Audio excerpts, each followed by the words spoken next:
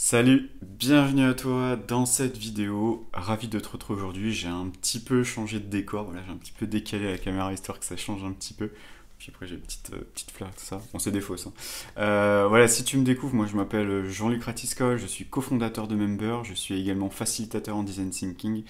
Et je suis également coach pour entrepreneurs sur la partie vision et mindset. Ravi de te retrouver. Si tu me connais déjà, bah, bienvenue à toi. Aujourd'hui, j'ai mis la petite chemise à fleurs, enfin du moins à feuilles, quoi. Si tu connais pas encore les capsules, bah, en gros, ce que je fais, c'est que je pars d'une réflexion que j'ai eue, etc.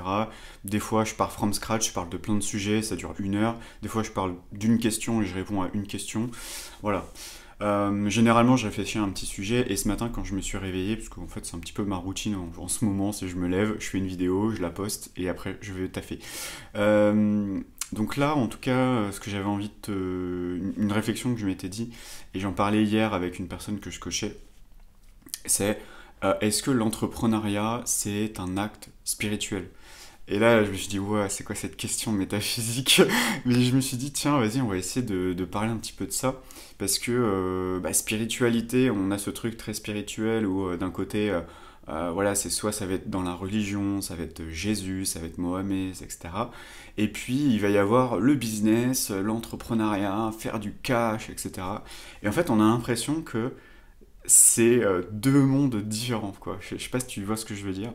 On a l'impression que la spiritualité, c'est pour des mecs, ils vont dans la forêt, ils font des câlins aux arbres, et, ils fument, enfin ils prennent de l'ayahuasca, et puis ils tapent sur des tambours, etc. Donc ça c'est, voilà, bon je dépeins un peu le truc, hein, ça c'est la spiritualité, donc généralement c'est des gens qui n'ont pas d'argent, c'est des gens qui, voilà, se vivent d'amour et d'eau fraîche, si je résume un peu le truc. Donc voilà un peu, bon, je dépeins, c'est beaucoup de clichés là, ce que je te dis, mais voilà, en tout cas, moi c'était mes clichés que j'avais. Bon, après j'ai rencontré aussi, je suis rentré aussi dans des cercles pour essayer de comprendre un peu mieux bah, qu'est-ce que ça veut dire en fait tout ça. Et déjà, qu'est-ce que c'est la spiritualité en fait? C'est quoi ce truc quoi? On dit beaucoup de trucs spirituels, mais qu'est-ce que ça veut dire? Et puis après, bah, moi je viens du pur business, quoi. Donc vraiment les stratégies, tu vois, les tunnels de vente, on fait de l'acquisition, voilà, on fait des offres high ticket, voilà, on est dans le business, on fait de la proposition de valeur, on fait des business models, on fait des prévisionnels, tu vois, ce genre de trucs un peu. Donc en fait, c'est deux trucs super différents. Et là, je me suis dit, mais est-ce qu'au final, entreprendre n'est pas un acte spirituel? Et ainsi, ok. Donc là, j'ai 4 heures devant moi, c'est une vidéo philosophique. Alors pourquoi, en tout cas pour moi, ce serait un acte spirituel, l'entrepreneuriat? Bah, j'en parlais hier avec une personne que j'étais en coaching, et on parlait de l'esprit. Et je lui expliquais que l'esprit, c'est un peu la base de tout. C'est-à-dire que ça a été fait avec un esprit, ça a été fait, enfin, ce truc-là, là, ça a été fait avec un esprit, ça aussi, ça aussi. Même le bâtiment dans lequel je suis a été créé par un esprit, par plusieurs esprits. Donc du coup, est-ce que tout ça, c'est un acte spirituel? La réponse me semble évidente, pour moi c'est oui en tout cas. C'est un acte spirituel, l'acte spirituel, parce qu'on pourrait dire, mais en même temps, acte et spiritualité, ça va pas ensemble, parce qu'un acte, c'est quelque chose de physique, alors que spiritualité, c'est quelque chose de... c'est l'esprit, c'est quelque chose d'immatériel. Donc en fait, l'acte spirituel, c'est bizarre. À part si on peut dire acte spirituel, je vais tirer des cartes, je fais du pendule, je fais un acte spirituel. Mais en fait, l'acte spirituel, en tout cas moi comment je le conçois aujourd'hui, c'est utiliser son esprit et agir avec son esprit. Donc c'est exactement ce que je raconte dans mes vidéos. C'est quand tu visualises que tu as réussi, que tu as accompli ta vision, que tu as accompli ta mission, que tu es un être réalisé, accompli, enfin vraiment une personne totalement accomplie et en paix, quand tu visualises ça dans ton esprit, quand tu fermes les yeux, eh ben, tu agis au niveau de ton esprit, tu fais une action. C'est-à-dire quand tu visualises, tu fais une action avec ton esprit. Quand quelqu'un a visualisé ce coussin, et il s'est dit, tiens, on va faire des lignes comme ça, avec bleu, puis il sera doré, etc. Bah, quelqu'un l'a imaginé dans son esprit, il l'a vu, il l'a peut-être dessiné. Tu vois ce que je veux dire? Et donc en fait, tout ça, pour moi, c'est un axe spirituel. Quand tu pars déjà de l'esprit, donc le monde des idées, tu vois, souvent on dit, il faut une idée de business. Une idée de business. Mais une idée, c'est quoi une idée? Est-ce qu'un scientifique a déjà vu une idée? Non, personne n'a vu les idées. Une idée, c'est dans l'esprit. C'est quelque chose que tu ne vois pas. Tu peux pas, même si tu mets des capteurs, etc., tu ne peux pas voir l'idée. Ce n'est pas physique, une idée. Pourtant, tout ça, là, ce sont des idées qui ont été matérialisées. Donc c'est pour ça que pour moi, est-ce que l'entrepreneuriat est un acte spirituel? Oui, c'est un acte spirituel. Et quand tu détaches entrepreneuriat et spiritualité, en fait, c'est comme si tu détachais le monde invisible et le monde visible. Quand je dis monde invisible, je te parle pas des esprits, des morts, j'en sais rien, des divinités, non, je te parle pas de ça. Je te parle d'idées. Juste d'idées. Juste le fait de te dire, tiens, j'ai une idée et je vais le matérialiser. Ça peut être tout con, regarde. Imaginons tu es chez toi et tu te dis, ah, j'ai envie de faire une soirée chez moi. Donc tu te dis d'un coup, tu as une idée, j'ai envie d'organiser une soirée chez moi. Donc une soirée avec tous mes amis, par exemple. Donc qu'est-ce que tu vas faire? Tu vas avoir l'idée, tu vas y penser, tu vas dire, ah, ça serait sympa. Peut-être que tu vas avoir des images, tu vas voir ton appartement avec plein de gens, en train de discuter, boire des verres, tu sers l'apéro, etc. Donc ça rentre dans ton esprit. Et après, qu'est-ce que tu vas faire?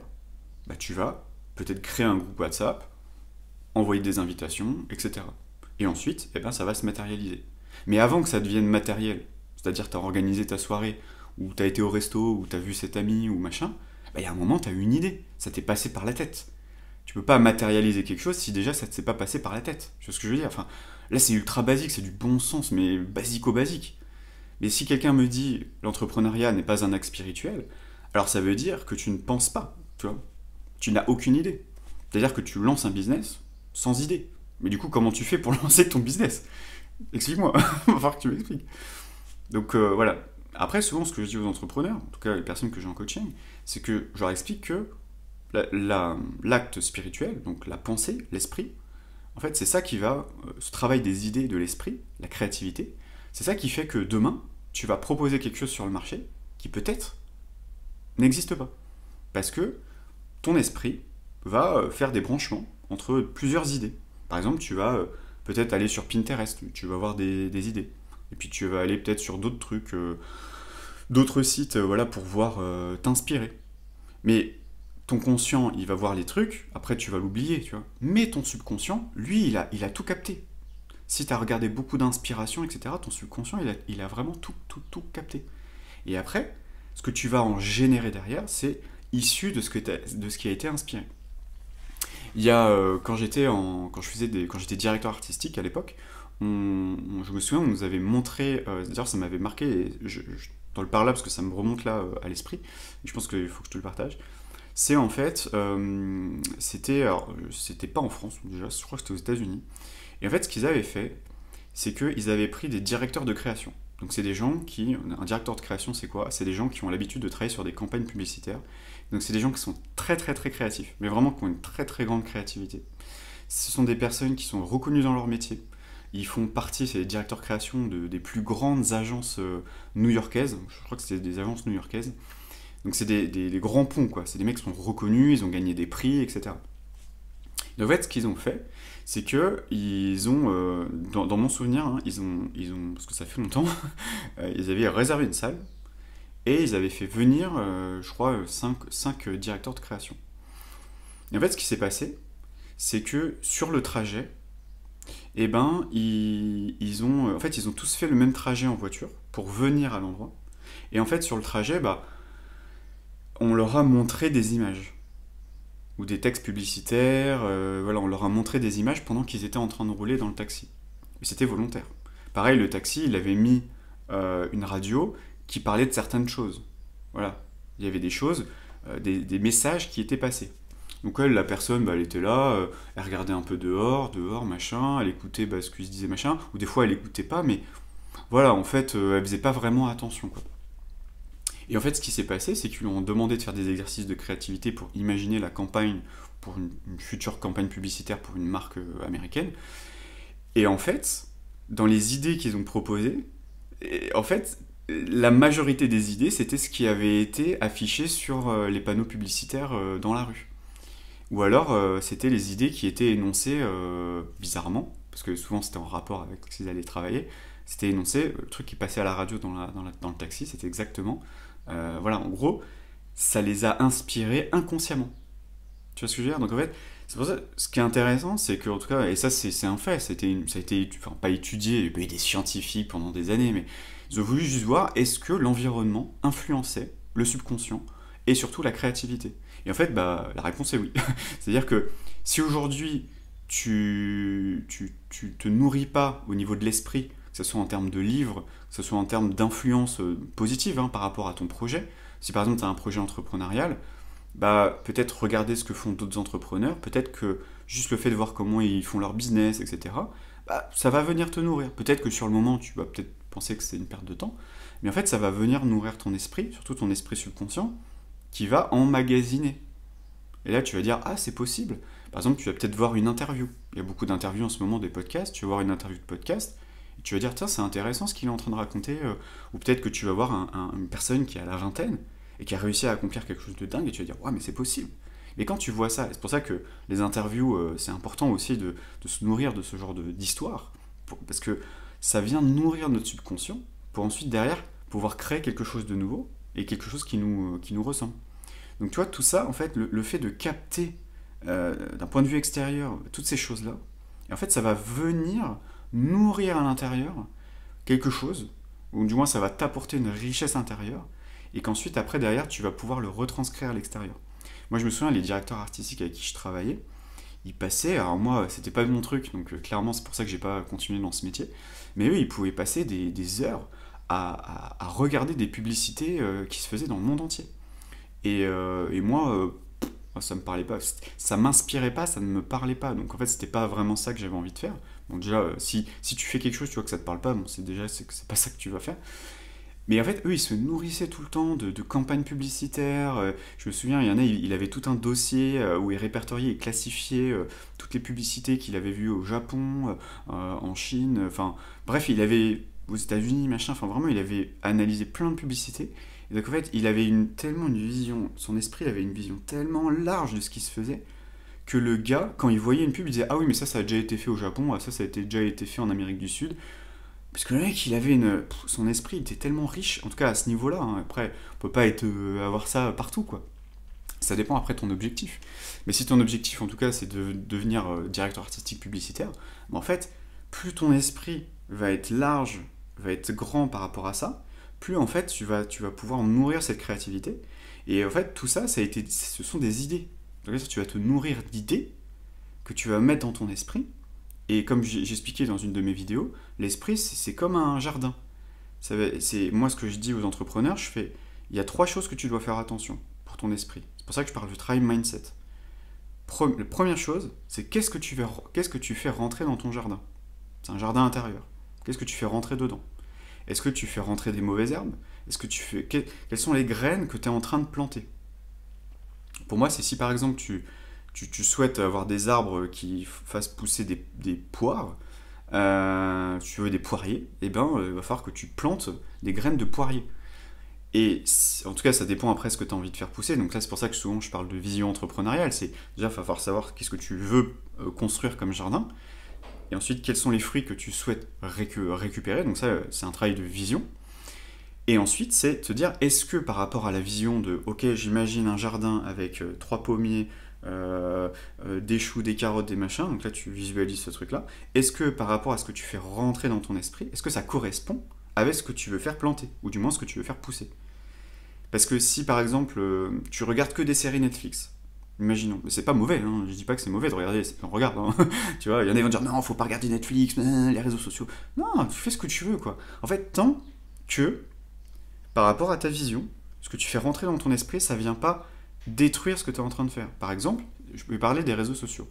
Beaucoup les réseaux sociaux, ça va être faut travailler dur, faut que tu fasses ci, faut que tu fasses ça, faut que tu ailles à la salle, faut machin, donc on te donne plein d'informations comme ça. Ton subconscient il l'intègre et donc ça rentre dans ton esprit. À force de l'écouter, par répétition, ça vient s'imprégner comme une plante que tu viens de planter et que tu viens d'arroser. Et plus tu vas faire pousser, plus du coup ça va créer ça dans ta vie en fait. Et donc après, si on te dit qu'il faut travailler 80 heures, bah tu vas te retrouver à travailler 80 heures en tant qu'entrepreneur. Et tu vas dire, putain, je comprends pas. Et limite, tu vas redevenir salarié parce que tu vas dire, en fait, l'entrepreneuriat, c'est trop dur, c'est pas pour moi.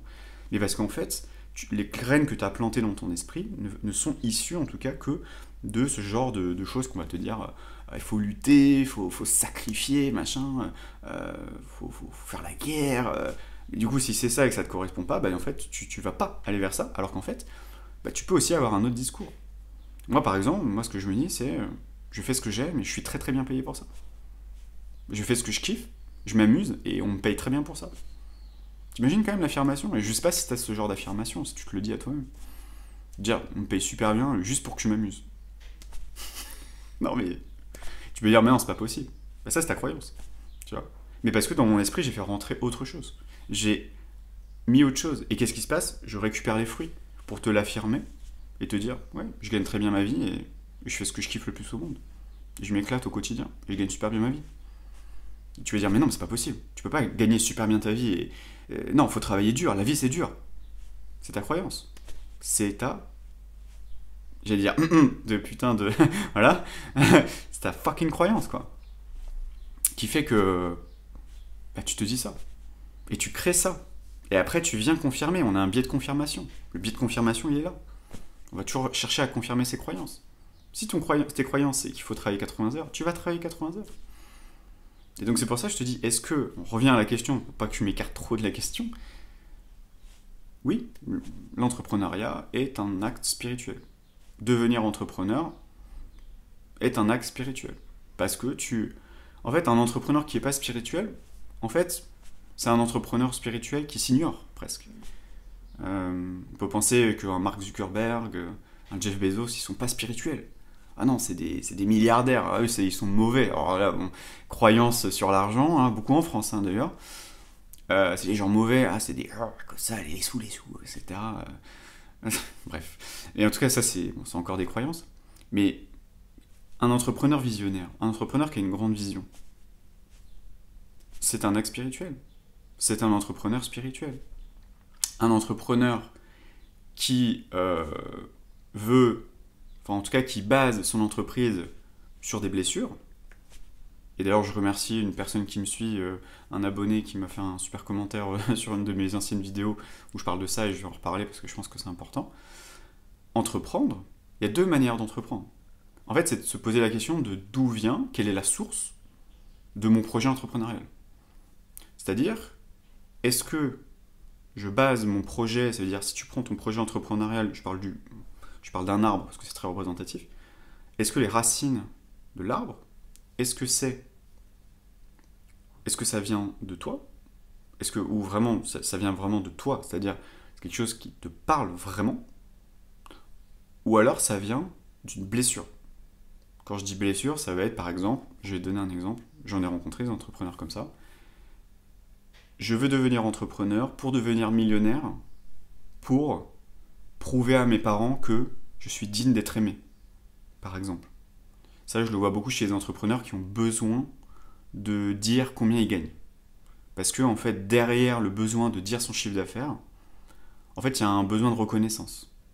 Et ce besoin de reconnaissance n'a pas été assez apporté au niveau familial. Généralement, c'est ça. C'est peut-être parce qu'il y a eu des frères et sœurs, etc. Et donc, généralement, la personne a ce besoin d'être reconnue. Et donc, c'est pour ça que, généralement, ces entrepreneurs ont besoin de parler de leur chiffre d'affaires. Mais du coup, la question, c'est quelle est la base du projet entrepreneurial? Parce que le problème de ça, tu vas me dire, ouais, mais c'est quoi le problème si ça marche? En fait, oui, ça peut marcher. Et il y en a, ça marche très très bien.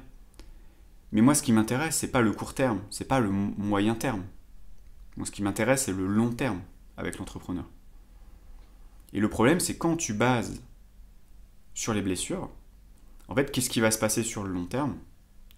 En fait, la personne va se rendre compte que son projet entrepreneurial, en tout cas ce que lui apporte son projet, ne va nourrir qu'un vide existentiel. Je sais pas si tu vois ce que je veux dire. C'est-à-dire que ce manque de reconnaissance va être comblé par l'argent ou le chiffre d'affaires. Donc j'ai besoin d'être reconnu, je deviens entrepreneur pour être reconnu, je gagne de l'argent donc je suis reconnu.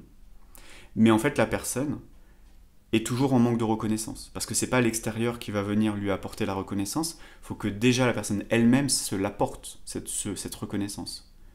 Mais c'est un travail intérieur, c'est un travail spirituel pour le coup. Sauf que, et ça j'en ai rencontré des entrepreneurs qui, au bout de 5 ans, se rendent compte que malgré le succès, malgré l'argent, malgré la réussite, etc., ils se rendent compte qu'en fait ils ont basé leur business sur une blessure, sur un besoin, sur un manque, sur un vide existentiel. Donc un besoin d'amour, besoin de reconnaissance, besoin d'être respecté. Donc après c'est les 5 blessures de l'âme, hein. C'est exactement ça. Tu vis des blessures, ça peut être le rejet, l'abandon, etc. Et donc tu te sens rejeté et donc tu vas tout faire pour ne plus être rejeté. Et donc tu vas créer une entreprise qui va être basée sur cette blessure de rejet.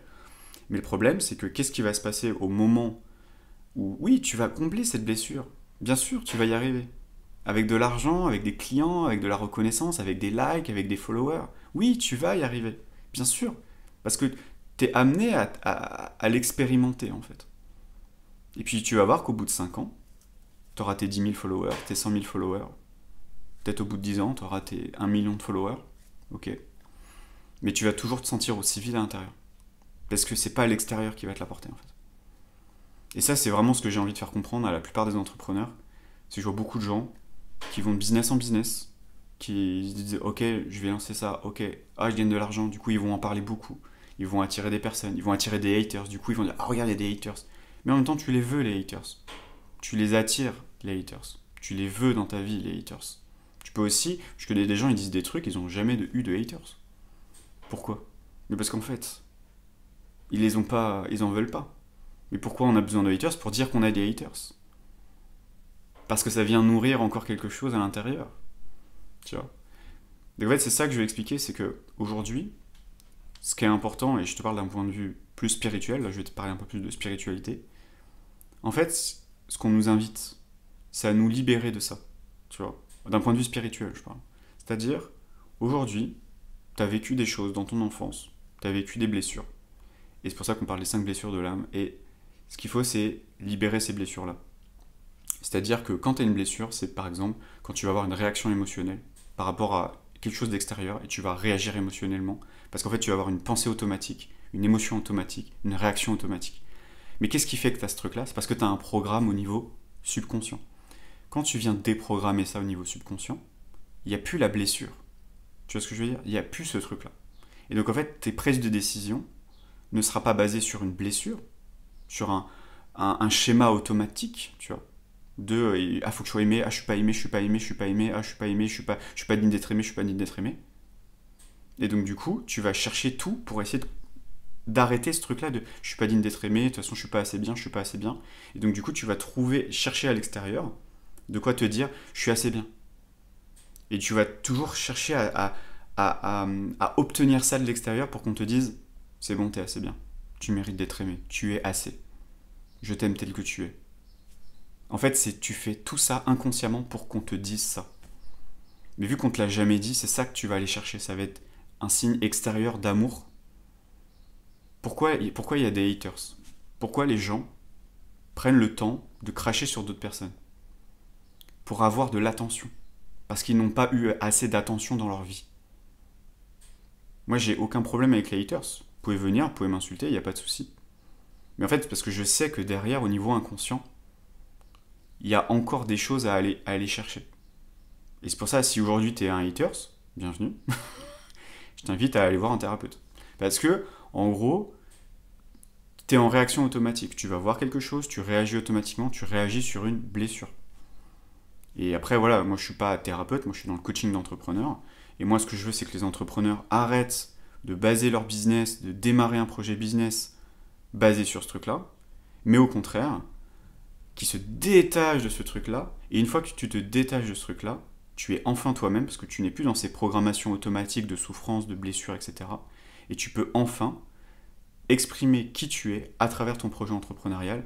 Et tu n'as rien à prouver, tu le fais pas pour être aimé, tu le fais pas pour avoir des likes, tu le fais pas pour avoir des followers. Non, tu t'en fous en fait. Moi, je fais des vidéos là, peut-être que je vais pas avoir beaucoup de followers, mais même si j'en ai pas beaucoup, en fait, je m'en fous, tu vois. Parce que je le fais pas pour les followers, je le fais pas pour les likes, je le fais pas pour la gloire, je le fais pas pour ça, en fait. Je m'en fous, tu vois. J'ai pas besoin, je viens pas nourrir ça avec mes followers, avec ma communauté pour nourrir ce vide intérieur. Non, je n'ai plus ce vide intérieur. Parce que j'ai déprogrammé tout ce vide intérieur pour laisser de place. Et c'est pour ça que là, je te parle plus au niveau spirituel. On te dit qu'on a un corps, une âme et un esprit. Ça, c'est ce qu'on te dit. En gros, si on enlève tous ces termes-là, en fait, on a trois parties. On a la trinité. On a une partie en nous qui est le physique, le corps, les cinq sens. On a une partie en nous qui est plutôt orientée vers l'extérieur, qui est beaucoup sur l'intellect, les pensées et les émotions. Donc pensée, émotion. Ça, c'est le modèle de Brooke Castillo. Ça, c'est une autre partie qu'on a. Tu peux l'appeler l'âme, tu peux l'appeler l'ego, tu peux l'appeler le mental, tu peux l'appeler l'esprit, enfin peu importe. Chacun va dire des mots différents pour parler de la même chose, mais c'est une partie de nous, c'est le je suis. Voilà, c'est je vois des choses extérieures, la vie est comme ça, donc ça c'est le système de croyance, etc. Donc c'est-à-dire d'un côté une partie plutôt corporelle, voilà, quelque chose de corporel, quelque chose de plus mental, voilà, mental émotionnel, et une partie qui est plus spirituelle, qui est connectée à autre chose, quelque chose de plus grand. Souvent ça va être par exemple quand tu vas avoir des intuitions, voilà, parce que les intuitions elles viennent pas de ton corps, parce que tu vas pas ressentir une intuition, parce que ton corps, lui, est sur les cinq sens, donc il est sur la vue, etc. Mais généralement, l'intuition, c'est que tu perçois une information que tes cinq sens ne peuvent pas percevoir. Donc ça, tu as les cinq sens. Et souvent, le sixième sens, il vient de cette troisième entité, que voilà, la Bible, etc., parle, ils appellent ça l'esprit saint, etc. Mais moi, je veux pas forcément mettre de religion, etc. dessus, juste te dire qu'on a trois, on fait pas, en fait, à l'intérieur de nous, il y a trois éléments. Il y a un élément physique, corporel, les cinq sens, le corps. Là, tu me vois, ce corps. Il y a une partie qui est beaucoup plus sur tout ce système de je pense, je ressens, j'agis, tu vois. Ok. Et il y a une autre partie qui est plus grand que nous. Et là, souvent, c'est la partie très intuitive. Des fois, tu peux avoir des flashs, tu vois, quand tu as des prises de conscience, tu vois, tu sais, des fois, tu as des prises de conscience, tu dis, oh, ah mais attends, mais je me rends compte. Ça, en fait, c'est cette partie-là qui vient te donner, en fait, à cette partie intellectuelle, une compréhension. Tu vois. Donc, en fait, on a vraiment ces trois parties. Je te donne pas de mots, parce qu'en fait, je n'ai pas envie, j'ai échangé sur ça avec plusieurs personnes, on me dit, oui, mais dans le judaïsme, on dit ça, dans l'hindouisme, on dit ça, dans le christianisme, on dit ça. En fait, je veux pas rentrer dans les religions. Je veux juste te dire, là, je parle juste de compréhension de c'est quoi, en fait, la spiritualité. Un corps, un mental, genre tu peux réfléchir, tu peux voir des choses dans ta tête, tu peux faire des calculs mentaux, tu peux retenir des choses. En gros, tu as ton subconscient aussi, tu as tout cet élément-là, donc le conscient-subconscient. Donc tu as le corps, le conscient, le subconscient, et une partie qui est connectée à tout un truc. Voilà, un grand truc. Et souvent, en tout cas moi c'est ce que je dis souvent, c'est... Il y a l'intuition, il n'y a pas que ça, mais je préfère juste te parler d'intuition, comme ça tout le monde comprend. Une partie intuitive, voilà. Une partie où c'est pas ton intellect, tu as une prise de conscience, mais tu as eu une idée, mais c'est pas venu d'une réflexion. Tu vois ce que je veux dire? C'est venu d'une idée, tout. Mais en fait, cette idée-là, elle est venue de quelque chose de... Voilà, qui est là. Est-ce que c'est la partie subconsciente? Je sais pas. Mais en tout cas, on a vraiment ces trois parties-là. En tout cas, c'est comme ça que je l'ai compris aujourd'hui. Et en fait, ce qu'il faut, c'est que cette partie-là, qui est mentale, comme je te dis, c'est pour ça que j'en parle, où il y a tous ces schémas automatiques, ces automatismes de « Ah, il se passe ça à l'extérieur, je pense ça, donc je ressens ça. » Donc ça, c'est la blessure. C'est de se libérer de ça et de se dire « Ok, j'ai pas de followers, ok, j'ai pas de likes. » Et en fait, t'as pas de pensée en disant « Ah, mais je suis pas aimé. » Parce que souvent, c'est ça. J'ai vu une personne, par exemple, sur Thread, elle disait Je poste et j'ai pas de likes, je suis déçu, machin. » Et en fait, ce qui se passe, c'est que la personne... Elle constate avec son corps, avec ses cinq sens, que la personne n'a liké son post, et du coup elle a dit, en fait je l'ai supprimé, j'ai posté, supprimé, parce qu'en fait ce qu'elle voulait c'était des likes. Donc en fait elle a posté, et elle s'est dit, je ne suis pas aimée. Donc réaction émotionnelle, elle a eu une réaction émotionnelle, genre vas-y c'est bon, tu vois. Et en fait parce que, il y avait, je ne suis pas aimée. Parce que ce qu'elle veut c'est être aimée. Elle veut des likes. C'est pour ça que les gens adorent les likes. C'est pour ça que les gens, les réseaux sociaux, je veux des likes. Pourquoi il y a tout cet engouement sur les likes? Mais parce que les gens veulent être aimés. C'est tout. Pourquoi les likes ça fonctionne? Demain on enlève les likes, les gens ils vont être déçus quoi. Ils vont dire putain on peut plus liker, comment je peux savoir qu'on m'aime? Et si on voit plus le nombre de followers, comment je peux savoir qu'on m'aime? Moi je veux savoir qu'on m'aime, tu vois. Mais parce qu'en fait, il y a ce besoin d'amour qui a pas été intégré à l'âge quand tu étais enfant, en fait. Et c'est les blessures d'enfance. Parce que peut-être qu'à un moment, t'as pleuré, tu voulais de l'amour, tu voulais du réconfort, on te l'a pas donné. Et donc, bah, du coup, t'as incrusté ça à l'intérieur de toi et t'as dit j'ai besoin d'amour. Et c'est pour ça qu'il y en a, ils vont de relation en relation pour chercher l'amour à l'extérieur. Parce qu'il manque d'amour à l'intérieur. Tu vois? C'est pour ça que je te parle vraiment de l'acte spirituel dans l'entrepreneuriat. Parce que c'est exactement ça. C'est aujourd'hui, si tu postes sur les réseaux, t'es entrepreneur.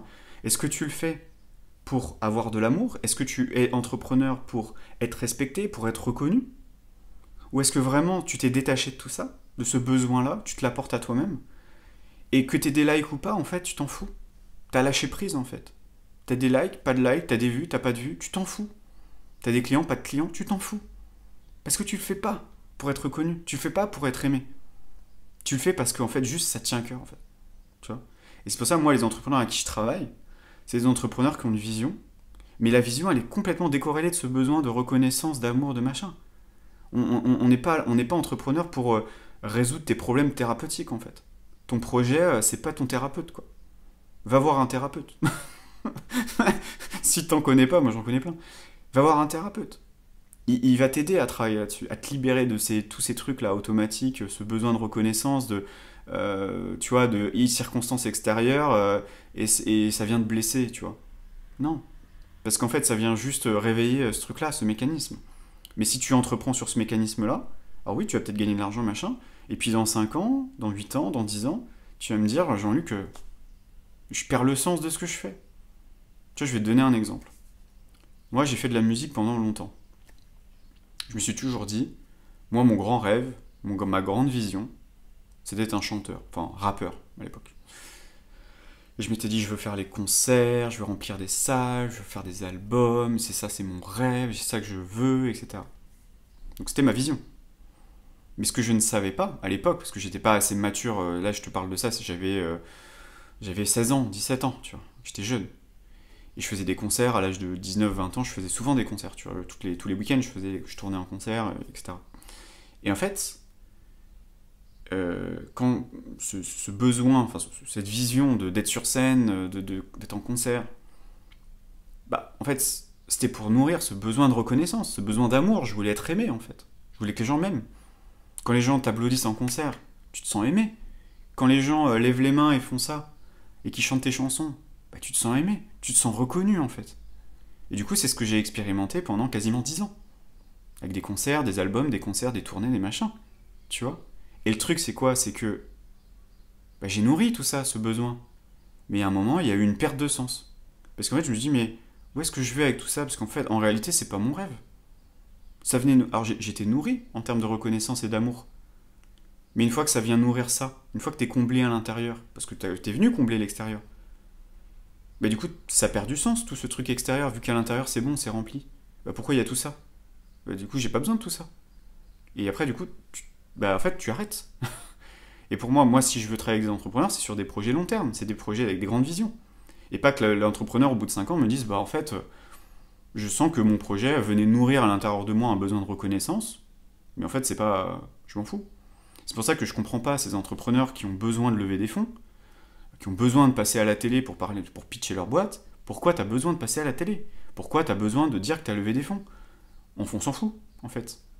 Pourquoi il y a toujours ce truc de le Graal, c'est de lever des fonds? Non, le Graal, c'est que dans 20 ans, ton entreprise existe toujours. Et qu'elle rayonne à l'international, peut-être. C'est peut-être ça, le Graal. Ou peut-être juste que, en fait, t'as réussi à créer une armée de fans.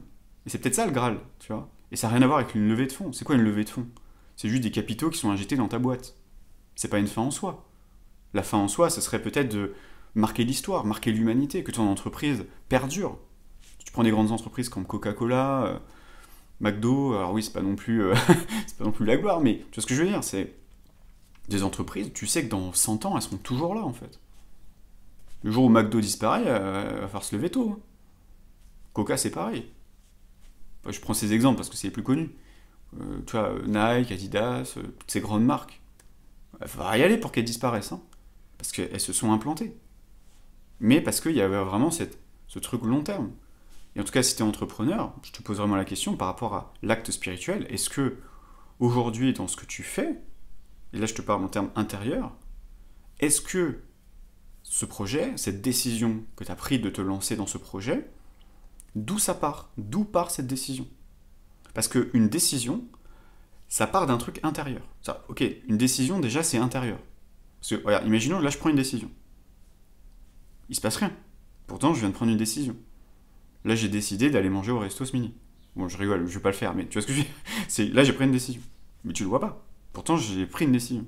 Bah ça c'est un acte spirituel aussi. Donc la prise de décision est un acte spirituel, mais d'où part cette prise de décision?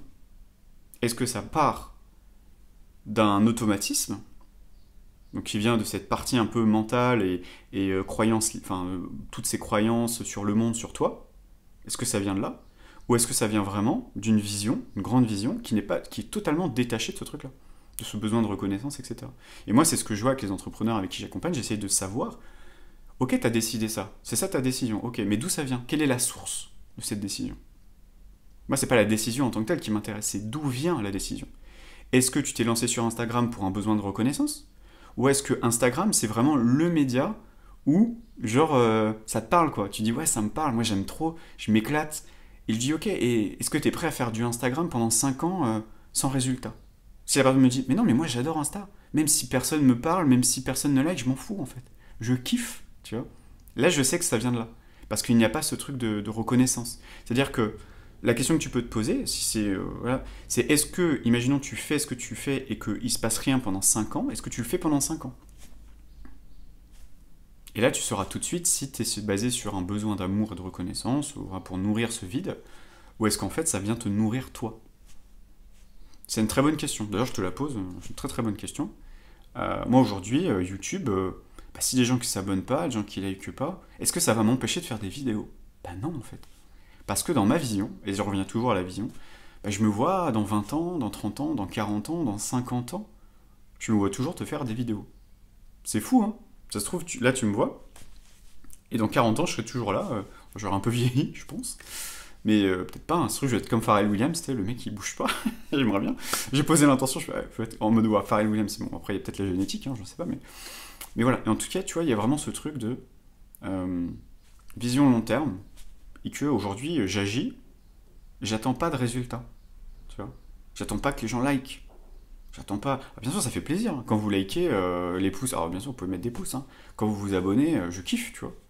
Moi, dans ma vision, j'imagine une grande communauté. Mais si ça arrive pas dans les 5 ans, je m'en fous. Si ça arrive pas dans les 10 ans, je m'en fous. Vu que moi, de toute façon, je le vois dans 40-50 ans. Donc qu'est-ce que je m'en fous que ça marche pas dans 2 ans? Qu'est-ce que je m'en fous que ça marche pas dans 5 ans? Vu que de toute façon, moi, je sais la finalité de où je veux aller. Mais peu importe le temps que ça prend. Ça peut prendre 5 ans, ça peut prendre 2 semaines, comme ça peut prendre 20 ans. Mais qu'est-ce que je m'en cogne, tu vois? Qu'est-ce que je m'en cogne? Parce que je ne suis pas là pour nourrir ce vide intérieur. Parce qu'aujourd'hui, j'ai pas besoin, je ressens pas ce besoin, tu vois? Je le fais, comme ça, souvent on dit, je le fais avec le cœur. Ce que tu fais avec le cœur, mais t'attends rien en retour. Juste partager pour partager. Souvent on me dit, ouais Jean-Luc, mais du coup, quand je fais mon contenu, faut pas que j'en donne trop, parce que je t'y donne trop, parce que les gens vont pas acheter, que t'es encore dans tes peurs. T'es encore dans ce schéma limitant de peur. Quand il y en a qui disent, ah j'ai une idée de business, mais je veux pas en parler, parce que machin, t'es encore dans la peur. T'as peur de quelque chose, t'es encore dans une croyance. Tu penses que tout le monde va piquer ton idée. Pourquoi? Après, il faut aller voir, peut-être qu'il y a des gens qui t'ont volé des choses, peut-être qu'il y a des gens qui t'ont trahi dans le passé. Et du coup, tu t'es dit, ouais, les gens, ils sont pas dignes de confiance, je peux pas faire confiance vraiment aux gens. Et du coup, tu vas nourrir ça. Après, ça va se ressentir dans ton business. Tu vas peut-être employer des gens, tu vas pas leur faire confiance, tu vas avoir un management vraiment mode petit chef, etc. Et puis du coup, les gens, ils vont se barrer, puis ton business, il va s'écrouler. Et tu vas dire, ah, j'avais bien raison, les gens, je peux pas faire confiance aux gens, je peux faire confiance en moi-même, machin. Tu vas venir confirmer ce que tu crois, etc. Et c'est des boucles, en fait. À chaque fois, je dis au client, là, t'es dans une boucle. Après, tu choisis. Là, je te montre la boucle. T'es dans ce schéma. Tu tournes en rond. C'est toi qui décides. C'est toi qui décides.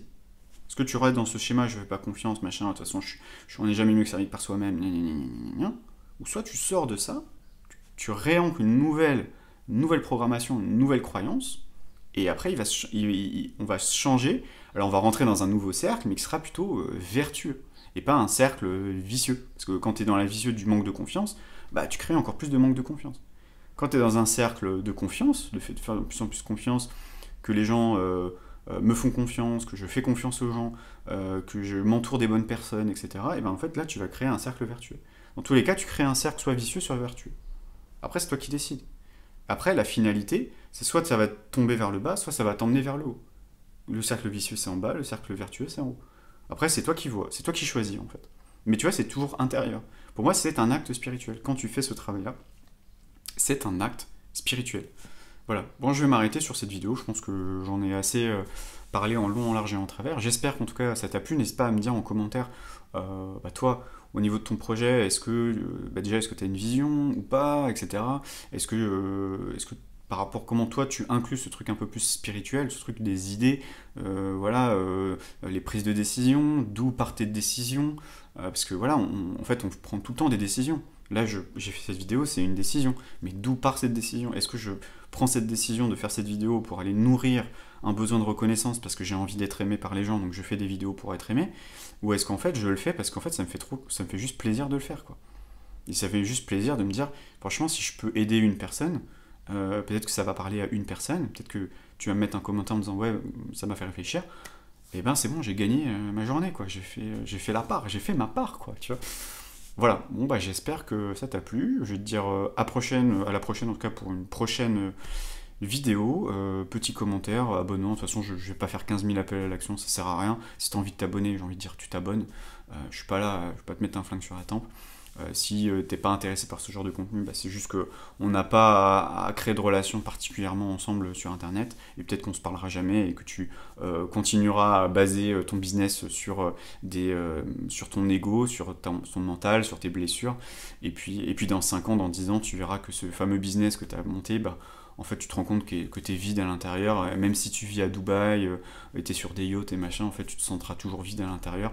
Mais c'est pas grave si c'est ce chemin-là que tu vas emprunter, mais tu peux très bien aussi vivre à Dubaï et sur un yacht et te sentir complètement accompli à l'intérieur et comblé, et sans avoir ce besoin de reconnaissance perpétuelle ou besoin d'amour, de reconnaissance tout le temps, quoi. Voilà, en tout cas, j'espère que cette vidéo t'a plu. Je te dis à la prochaine pour une prochaine vidéo. Allez, ciao.